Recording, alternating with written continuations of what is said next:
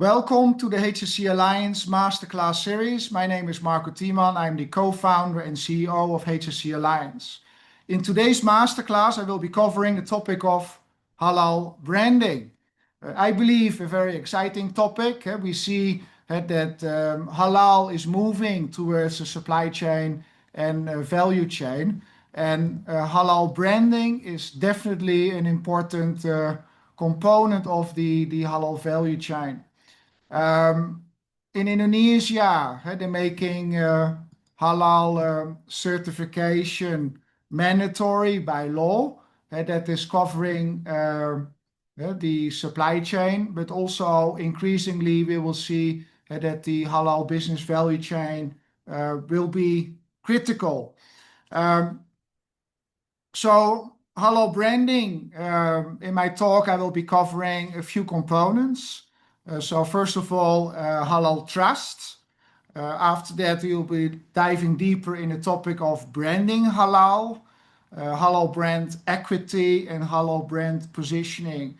So these are extremely important topics for brand owners, manufacturers of halal food, cosmetics, pharmaceuticals, as well as modest fashion. So the first topic is halal trust. Of course, what you want to achieve is that if you have a brand, a halal food brand, cosmetic, pharmaceutical brand, or modest fashion, that your brand have a solid trust by the Muslim consumer that your product is unquestionably halal. So what is halal trust? I'm a part-time academic, as some of you know.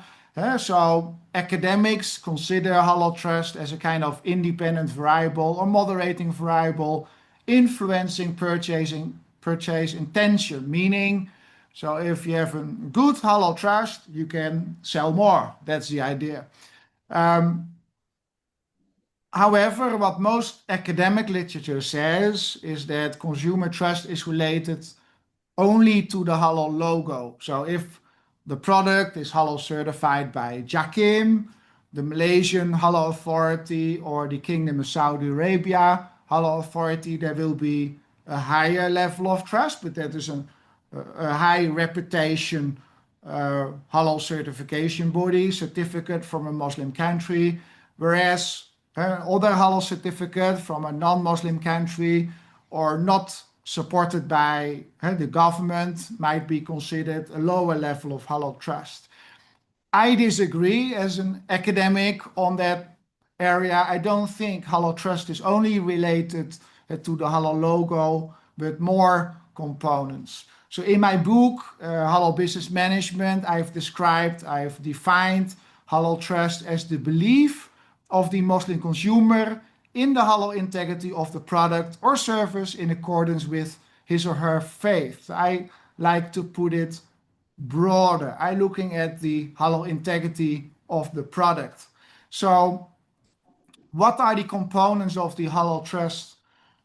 In my opinion, I created the halal trust iceberg in my book. I said, yes, the halal logo is important, but like an iceberg, there are more components that describe halal trust below the waterline, such as excellence, transparency, halal authenticity, and intention.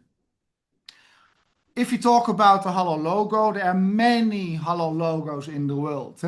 As I shared before, the Indonesian halal logo in the middle, in purple, is very well known. Also, JAKIM, Malaysia, the Saudi government, the UAE, Brunei halal logos. So there are about 400 to 500 different halal logos in the world. So the Muslim consumer, of course, is familiar with the domestic halal logo, but also will be accepting other halal logos he or she is familiar with.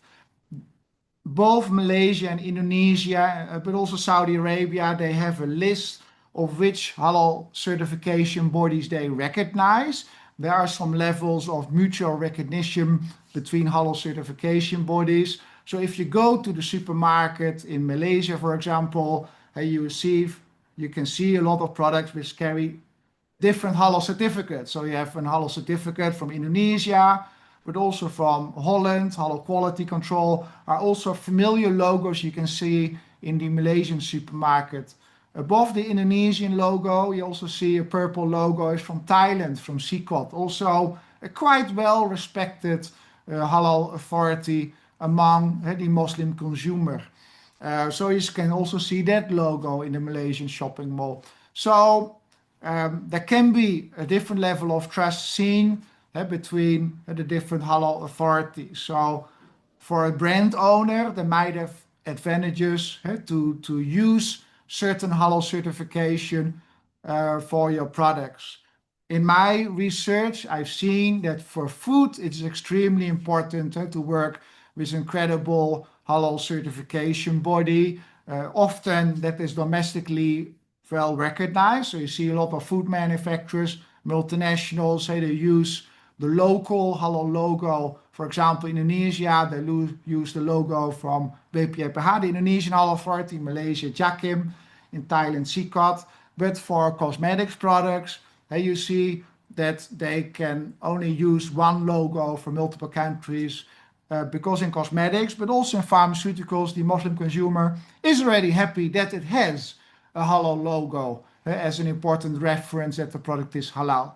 So the requirements for food are more specific by the Muslim consumer as compared to the cosmetics and pharmaceutical products, where they're already very happy that it has a recognition from the halal authority. So the better the halal logo, the higher the halal trust of the Muslim consumer. Then we have halal trust. So does the company perform at the highest level of food and product safety? So that is a component of excellence. So below the water, the iceberg, excellence is important. Excellence you have in terms of halal, what is the corporate halal reputation of the company, but also in terms of quality and food safety. So quality and food safety, also known as Tieman, is the basis of halal. So without proper quality and product safety system in place, there is no halal. In Indonesia, the government is implementing a mandatory halal regulation, including for the micro SMEs. The biggest problem is not halal, but the biggest issue is to bring the quality up to par. And that's a big struggle. I think it's a great idea of the Indonesian government to get the industry halal certified. But the biggest challenges are indeed on the quality side. So to gain a high level of halal trust, we also require excellence, both in quality as well as halal. Transparency is another component of halal trust. So is the company, the brand owner, transparent? So we have seen several halal crises with brand owners over the past years. Some were issues where there was a possible contamination. Others were related maybe with a promotion that was not considered Sharia compliant. So there can be different points that result in an issue or a crisis with a brand. So is the company transparent on the way they operate, the way they handle a crisis? So that is transparency. The more transparent the organization is, also the higher the level of trust by the Muslim consumer. Halal authenticity is an important one. What is the halal DNA of a company? How do the Islamic values further are being addressed in the organization? Under HSC Alliance, we're also working a lot with Islamic finance and takaful. Often we see that the Muslim consumer is using Islamic finance and takaful, Sharia compliant insurance. We see that we don't see that same for companies active in the halal industry, where the adoption of Islamic finance and takaful is much lower. What are the social activities of the company? What is the outreach of the company to communities, to orphanages, is there a free school program? So that all those components are building to the halal DNA of the company and important. So the stronger the halal DNA of the organization is, also the higher the level of halal trust. The final component is intention. So intention is the foundation of halal trust. And intention can also be measured by companies, or what is the perception regarding the intention of the company. So we have seen also that some brands were supporting Israel during the situation between the war there, Israel-Palestine. So these are sensitive issues, and that can also affect, for example, also your brand. The products, are these good? Are the good products strengthening your health? And are the products can be used for good or for bad? So there are a lot of components on intention that are related to the product, the service, or the organization that have impact on halal trust. I've been working with brand owners to measure halal trust. So halal trust can be measured through a consumer survey that addressing different criteria that measure the halal logo, excellence, transparency, halal authenticity, and intention of the organization. You can do this for a brand in a Muslim market. You can also benchmark this halal trust with competing brands. So you can do this for your brand in a Muslim market or multiple markets. And you can also do this for a benchmark with competing brands. So you can also then understand how does your brand score as compared to the competitor, and what areas can be strengthened.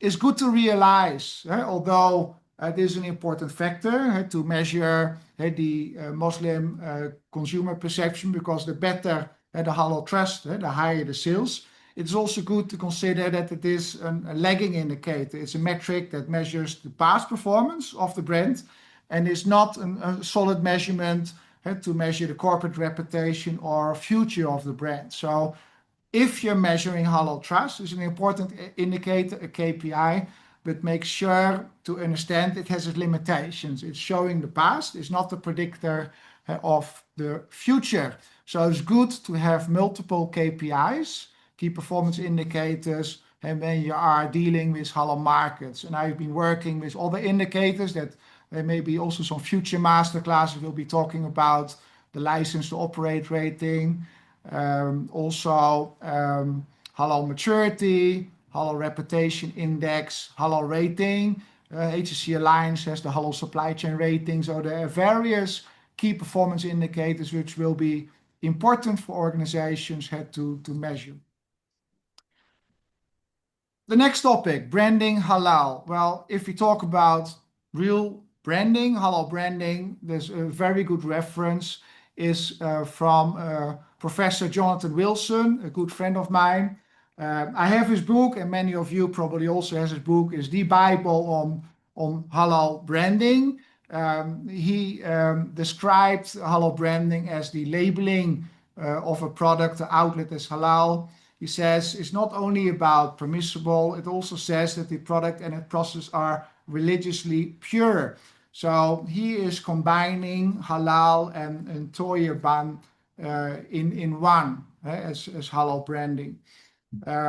What he says, halal branding is the active process of delivering the promise presented by the halal brand offering, raising desire, elevating its status and reputation. So he wrote a great book about all the components, how to use it, how not to use it. A great reference for academics, but also practitioners. So you can buy this book in most leading bookshops. So what is the goal of branding halal? So the goal of branding halal is to communicate to the consumer that the product is halal, which is verified by an independent halal certification body. That's the way I described that in my book. So there are different types of branding halal scenarios. So what a lot of companies do, they do halal co-branding. So when we talk about halal co-branding, you have a product and then you put a halal logo on the packaging of the product, showing that the product is halal or Sharia compliant. So that co-branding is used by a lot of companies. They do that on the physical product, but they also do that on the commercials they present on the TV or on YouTube or social media.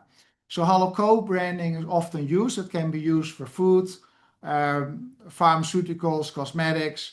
And what they want to do is to achieve a kind of brand synergy. So if the Jakim brand is very strong, it is good to show the Jakim brand on your product. So there is a natural trust of the Muslim consumer of the product. Halal ingredient branding is more a subtle way of branding. So in this case, we see that similar to the quality mark or ISO mark, we put a halal logo at the back of the product where the list of ingredients is. So it's more subtle. If the consumer picks up the product, it can be easily seen, but it's not at the forefront. It's not put in the face. It's often also not used in the commercials. So that is a way of halal ingredient branding. Then we have halal coding finally. So halal coding is not well practiced. What we see that certain markets like Europe, there is a level of Islamophobia. So a lot of manufacturers from like Malaysia, Indonesia, that they are exporting to Europe, they remove the halal logo from the packaging because with the Islamophobia in Europe, they might see rejection of the product because they see an Islamic letter on the product or they see halal. So a lot of brand owners unfortunately have chosen to remove the halal logo from packaging if they export to European markets because of the Islamophobia. Instead of removing the logo entirely, I believe there's an opportunity to use a code, either physical through letters like HJakim, or using QR codes to share the halal status with the Muslim consumer without showing the Arabic letters that might be considered sensitive in certain markets like Europe. So I've been proposing the use of halal coding for non-Muslim countries like Europe, where there is a situation of Islamophobia. Thailand, a non-Muslim country, this is not the case. So countries like Thailand and Singapore, there is no issue of sharing the halal logo on products, which are very common in Thailand and Singapore.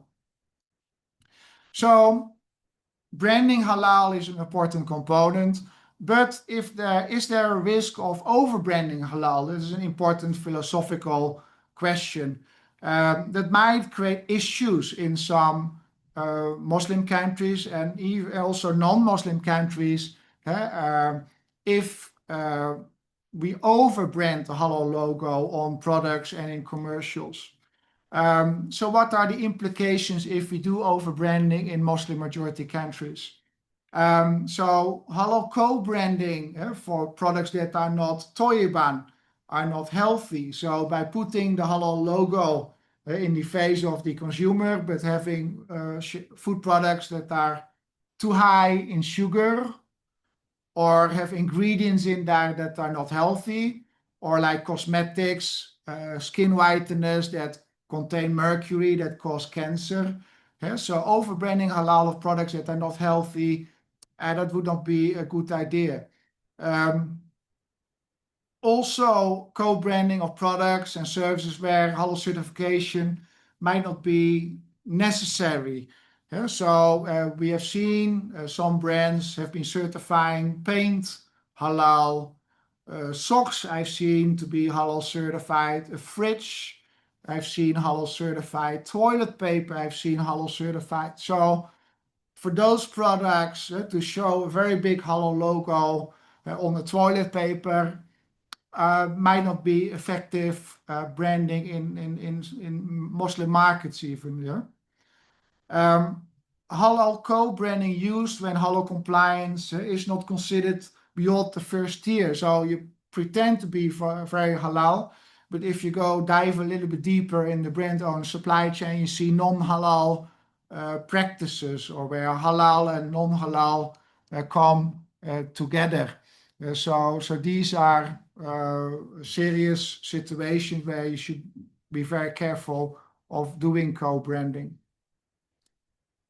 You can also do over-branding in non-Muslim countries. So in Europe, for example, halal slaughter is considered cruelty, animal cruelty. Halal certified, some people think we are then funding terrorism. We have seen negative reactions to halal by non-Muslim countries where there's no halal regulation. So like in Europe, there's a strict segregation between state and church. So we have halal certification bodies, credible halal certification bodies, but there's no recognition by the Dutch or Netherlands, European governments about that halal certification body. So there are different branding halal strategies. So halal co-branding is particularly effective for Muslim majority countries. For food is recommended, and also for cosmetics that goes into the mouth, like toothpaste, mouthwash. I would not recommend it for products that are considered non-tayyib, not wholesome, or a lot of issues or possible issues along the supply chain where halal is not properly extended throughout the supply chain. So if you decide on halal co-branding, make sure your halal supply chain is in proper order. So that is one recommendation. Halal ingredient branding, I think, it can be considered okay, I think, for any products, for food, cosmetics, pharmaceutical products, also for non-Muslim countries like Thailand and Singapore, where there's a proper Halal Act or labeling law in place that protects also the halal logo in a country. Halal coding can be used for non-Muslim countries without a halal law and where there might be a level of Islamophobia.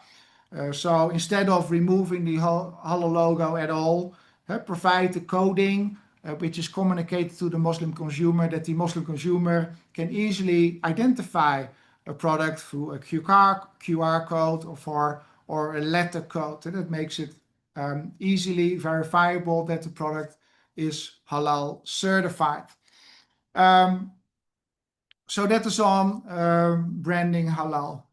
Another topic is about halal brand equity. So this might be a very new term. If we talk about brand equity, it is a kind of intangible value-adding component that's often linked to symbols, reputation, the brand name. So they're very strong multinational food brands. So the biggest halal food brand in the world is, for example, Nestle. So that has a lot of value that can be translated in brand association, brand loyalty, brand awareness, perceived quality, and also proprietary assets such as trademarks, patents, and trade channel relationships. I've been defining halal brand equity in my book as an important component that is addressing added Islamic values endowed to product and services. And that can be looking at different aspects, the consumer feel, the thinking, how they respect your brand. So building that halal brand equity is extremely important in becoming a leader in Muslim markets in Asia and OIC, and investing in this continuously. So There are different ways to look at halal brand equity. So we have halal commodity entity classes, so palm oil, dates, rice, fruits, coffee, cocoa, minerals. So also those products can be halal certified. Indonesia, Malaysia is, for example, certifying palm oil. I've been working earlier also as a board member in a dates company in Saudi Arabia. Also there, the products are halal certified and date products are halal certified. Tea is halal certified, coffee. So it's important that even for agriculture commodity products, you are looking at the halal certification and building that brand equity. You also have potential halal assets, so building a global brand from scratch. So you have strong brands in food and cosmetics. So Indofood is an Indonesian brand, very also known outside Indonesia. Wardah, a cosmetics brand, well respected regarding their quality of products and also addressing the Islamic values. And the last one is an acquired halal asset. So, for example, you can take over a mass brand, a big brand from a non-Muslim country. It can be a fast food chain. It can be a big manufacturer of food or cosmetics. And then you halalize the brand, so the acquired halal asset. So they can be different approaches to build that halal brand equity classes. The last topic I would like to share with you is on the halal brand positioning. So there are different ways of positioning your halal brand in the market. On the left, you see Wardah, a cosmetics brand, highly respected, market leader not only in Indonesia, but also in other Muslim countries. And you see an existing brand from L'Oreal that is also serving Muslim markets in Muslim countries. So if you talk about halal brand positioning, it's also looking at the outreach in the market, how you are on social media, how you are represented also on the website, in commercials, and also in promotions in shopping malls. So when we talk about halal brand positioning, I differentiate between a halal product and a halal brand. And so if you talk about halal product, the focus of the company is on Sharia compliance of the product and also also the supply chain. So it is a compliance-based approach. This product is halal, is certified, halal integrity is protected along the supply chain. So that is a halal product positioning. A halal brand, on the other hand, talks about Sharia compliance of the business value chain, talks about Islamic values, norms, and also ideals. Yeah, so that's more talking about the entire business halal value chain, the Sharia compliance of its value chain. So that's distinction, and we see differences. So when we talk about halal brand positioning, we can see how companies can differentiate themselves in the market. So on the one hand, we see what is the origin? Are they from a Muslim country or from a non-Muslim country? Secondly, do they see is their positioning as a halal product or as a halal brand? So by combining to those questions, you get a matrix. So every company can put in that matrix either one of those four locations. So origin from a Muslim country, halal brand. So then we see, for example, from Saudi Arabia, Al Marai. So they are an important dairy player. Al Islami Food from UAE. Food, they also make pizza, all kinds of chicken products. And Wardah Cosmetics Indonesia. So they are positioned as a halal brand from a Muslim country origin. We also see that we see Western brands that position them as a halal brand. For example, Nestle Malaysia or Nestle Indonesia. Origin Switzerland, but they position themselves as a halal brand. McDonald's, Malaysia, Indonesia, a brand from the USA, but in Malaysia, Indonesia, and other Muslim countries, they position themselves as a halal brand addressing Islamic values and sharing the importance of Islamic values in the outreach. The same is true for KFC in Malaysia. We see that other brands from Muslim countries have a different approach. They look at their branding as a halal product. For example, Emirates, an airline from Dubai, right? You can also even get alcohol in the flight. The logo has some symbols in that relates to the Muslim world, calligraphy, but they don't put themselves as a halal brand, but they see themselves, position themselves as a halal product. The same as Indo food. It comes from Indonesia. It is for everyone, but it is not positioned as a halal brand, but a halal product. It's halal certified throughout the supply chain, but they don't position themselves as addressing the Islamic values in every component of the halal of the value chain. Chemical companies, Malaysia, they position as a halal product. They are halal certified, but not throughout the positioning of the entire business halal value chain.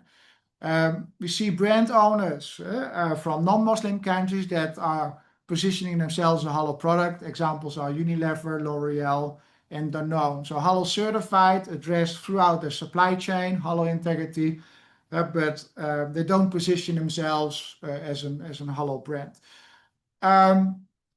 There's no good and bad in this positioning of the matrix. So it doesn't mean, so if you're from an Islamic country, you need to position yourself as a halal brand, and origin from a non-Muslim country, you position yourself as a halal product. So there's no good and bad.